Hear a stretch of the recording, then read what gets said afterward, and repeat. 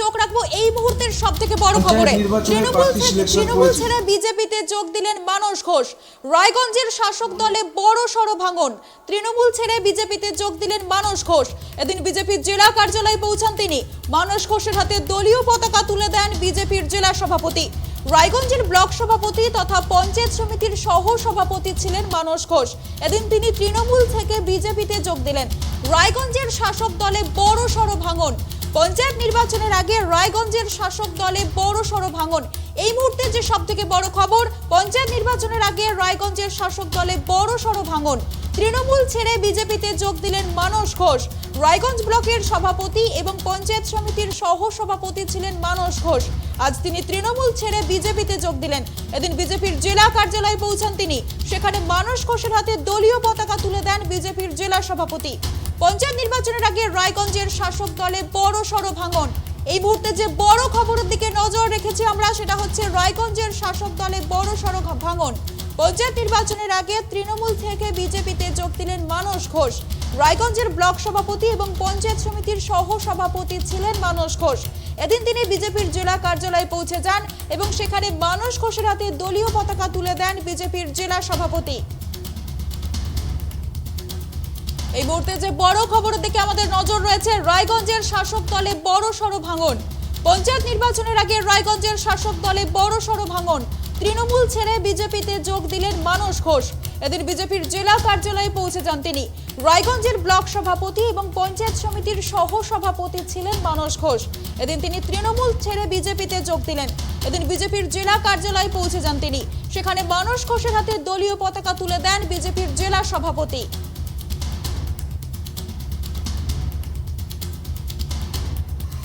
শাসক দল তৃণমূলের বরিষ্ঠ নেতা, রায়গঞ্জ ব্লকের তৃণমূলের জেনারেল সেক্রেটারি, শাসন থেকে মুক্তি পেতে ভারতীয় জনতা পার্টিতে আজকে জেলা সভাপতি মাননীয় সম্মানীয় বাসুদেব সরকার মহাশয় এবং রায়গঞ্জের সাংসদ মাননীয় দেবশ্রী চৌধুরী মহাশয়ের হাত ধরে মানস ঘোষ মহাশয় ভারতীয় জনতা পার্টিতে যোগদান করছেন। ভারত মাতা কি, ভারত মাতা কি, ভারত মাতা কি, বন্দে মাতরম, ভারত মাতা কি। বিজেপি বিজেপি মাতা কি, ভারত মাতা কি।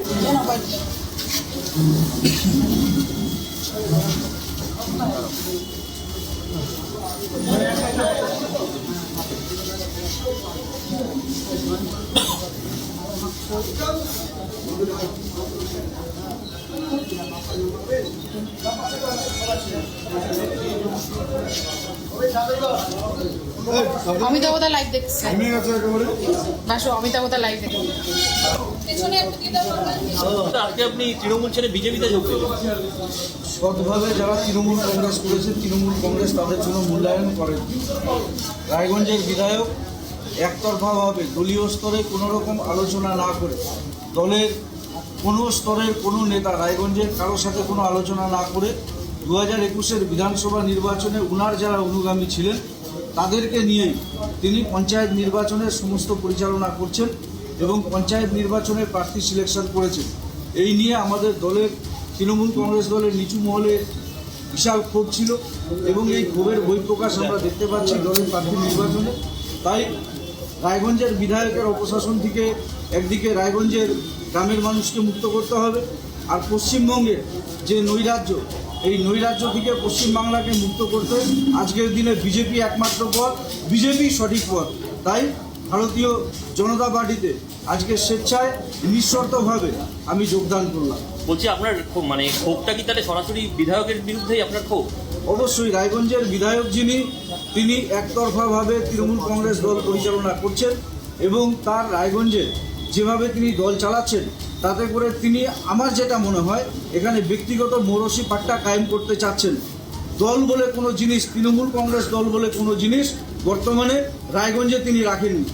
তাহলে আপনি যে নৈরাজ্যের কথা বললেন, রাজ্যে নৈরাজ্য চলছে, তো সেটা এতদিন নজরে পড়েনি, মনোনয়নের শেষ দিন নজরে পড়লো? মনোনয়নের শেষ দিনের ব্যাপার নয়, প্রথম দিনেরও ব্যাপার নয়। নৈরাজ্য চলছে রাজ্য জুড়ে। টিভির পর্দায় আপনারা টিভি খুললেই দেখতে পাবেন, সংবাদপত্রের পাতায় দেখতে পাবেন, হাটে মাঠে ঘাটে, চায়ের দোকানে, পাড়ায়, যে কোনো জায়গায় গেলে তৃণমূল কংগ্রেসের মানুষ চোর বলছে। 25 বছর রায়গঞ্জের মাটিতে রাজনীতি করছি, সততার সাথে রাজনীতি করছি। গ্রামের মানুষের কাছ থেকে আপনারা আমার রিপোর্ট কার্ড পেয়ে যাবেন। গোটা রায়গঞ্জ ব্লক ঘুরলে আপনারা জানতে পারবেন যে গ্রামের মানুষ আমাদেরকে ব্যক্তিগতভাবে ভালোবাসে কিনা। এই নৈরাজ্য মানা যায় না, রাজ্যে যা চলছে সেটা মানা যায় না। তারই প্রতিবাদে আজকে তৃণমূল কংগ্রেস ছেড়ে আমি বিজেপি দলে যোগদান করব। আপনি কি তৃণমূলের টিকিট পেয়েছিলেন? তৃণমূল কংগ্রেস দল আমাকে টিকিট দিবে বা না দিবে সেই ব্যাপারে আমি উৎসাহিত নই। আপনার বাড়ির কি আর কেউ পেয়েছিল? আমার টিকিট, তৃণমূল কংগ্রেসের টিকিটের প্রয়োজন নেই। তাহলে আপনি কি মানে তৃণমূলের টিকিট না পেয়েই কি বিজেপিতে আসবেন? তৃণমূল, আমি গত বছর তৃণমূল কংগ্রেসের টিকিট পাইনি, নির্দলে জিতে পঞ্চায়েত সমিতির বোর্ড তৈরি করে দেখিয়ে দিয়েছিলাম। তাই আমার টিকিটের ভরসা করতে হবে তৃণমূলের। এরকম দৈন্যদশা রাজনীতিতে আমার রায়গঞ্জের মাটিতে হয়নি। ঠিক আছে।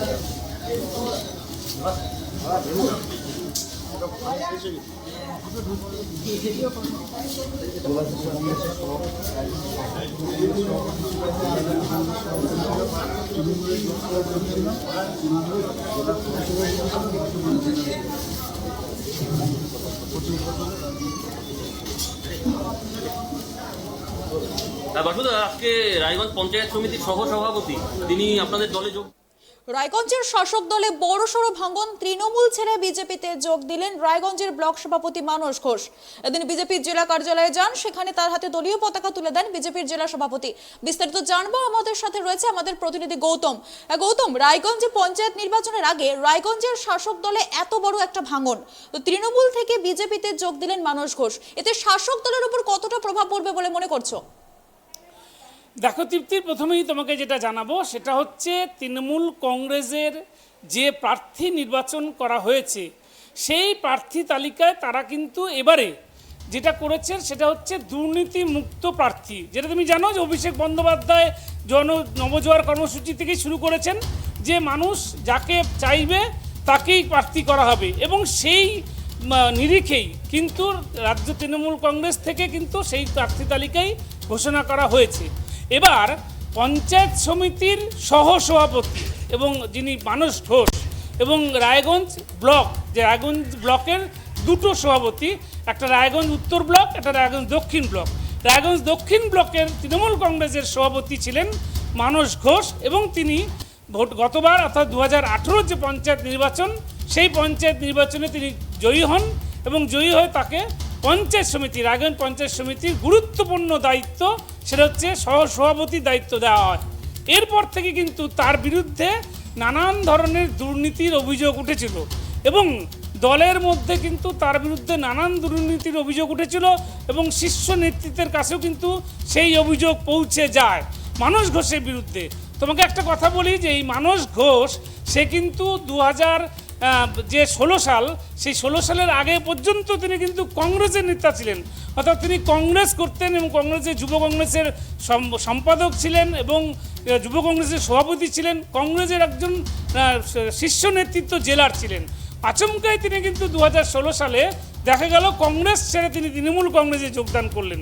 এবার 2016 সাল থেকে তিনি 2023 সাল পর্যন্ত তৃণমূল কংগ্রেস করলেন, এবং তৃণমূল কংগ্রেস করার পরে তিনি যে পদটা পেয়েছিলেন যে রায়গঞ্জ পঞ্চায়েত সমিতির সহসভাপতি, যেখানটা সেই গুরুত্বপূর্ণ পদ, এবং তার হচ্ছে গিয়ে রায়গঞ্জ উত্তর ব্লক সভাপতি তৃণমূলের, এই দুই গুরুত্বপূর্ণ পদের অপব্যবহার করেছেন বলে কিন্তু বিভিন্ন মহলে অভিযোগ ছিল, এবং সেই অভিযোগের ভিত্তিতেই কিন্তু এবার তাকে কিন্তু দল তৃণমূল কংগ্রেস টিকিট দেয়নি।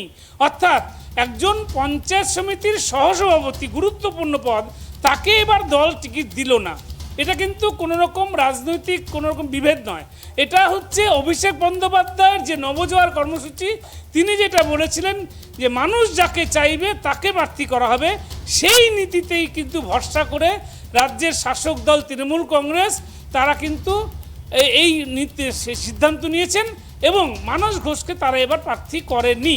যখনই প্রার্থী তালিকায় তার নাম নেই, এই দেখেই কিন্তু এতদিন জাননি, কালকেই যখন প্রার্থী তালিকা যখন প্রথম সোমবার দিন যখন প্রার্থী তালিকা জানা যায়, তারপরেই কিন্তু তার ভেতরে অস্তিত্ব, রাজনৈতিক অস্তিত্ব বজায় রাখার জন্য তিনি সরাসরি চলে গেলেন বিজেপি দলে।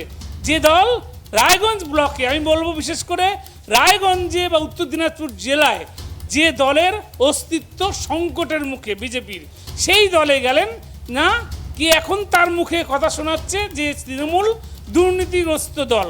তাহলে গতকাল পর্যন্ত কি তার কাছে তৃণমূল ভালো দল ছিল, আজকে তার কাছে তৃণমূল দুর্নীতি দল হলো কেন? তার কারণ তাকে এবার টিকিট দেওয়া হয়নি। ধন্যবাদ গৌতম আমাদেরকে এই বিষয়ে বিস্তারিত জানানোর জন্য।